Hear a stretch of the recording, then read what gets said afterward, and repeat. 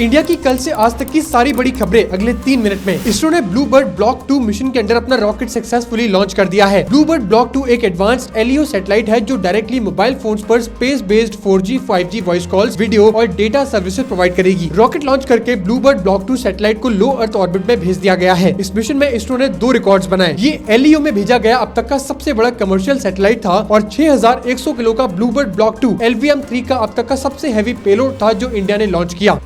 सभी सरकारी एम्प्लॉयज के लिए 31 दिसंबर 2025 एक बहुत जरूरी डेट होने वाली है। इस तारीख को 7th पे कमीशन का 10 साल का टर्म ऑफिशियली खत्म हो रहा है। गवर्नमेंट ने 8th पे कमीशन को ऑलरेडी सेटअप कर दिया है। ट्रेडिशनली नए पे कमीशन 1 जनवरी से स्टार्ट होते हैं, जिसकी वजह से ये माना जा रहा है कि 8th पे कमीशन 1 जनवरी 2026 से लागू हो सकता है, लेकिन सरकार ने अभी ऑफिशियल डेट कंफर्म नहीं करी है।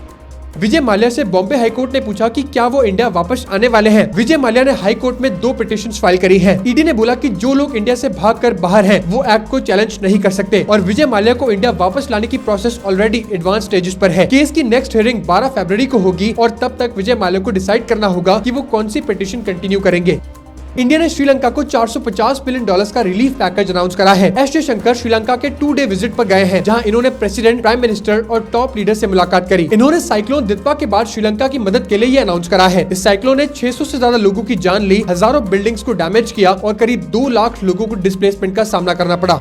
अनदर राउंड चिल्लाने वाले इस लड़के को गुजरात हाई कोर्ट ने बेल दे दी है। रक्षित चौरसिया 13 मार्च को हुए वडोदरा कार एक्सीडेंट केस में 9 महीने से जेल में थे और इस एक्सीडेंट में एक वुमेन की डेथ हो गई और 7 लोग इंजर्ड हुए थे। कोर्ट ने इसे कंडीशनल बेल दी है, जैसे इसे 1 लाख रुपए की सिक्योरिटी देनी होगी। पहले 6 महीने हर 15 दिन पुलिस स्टेशन आना होगा और उसके बाद महीने में 1 बार।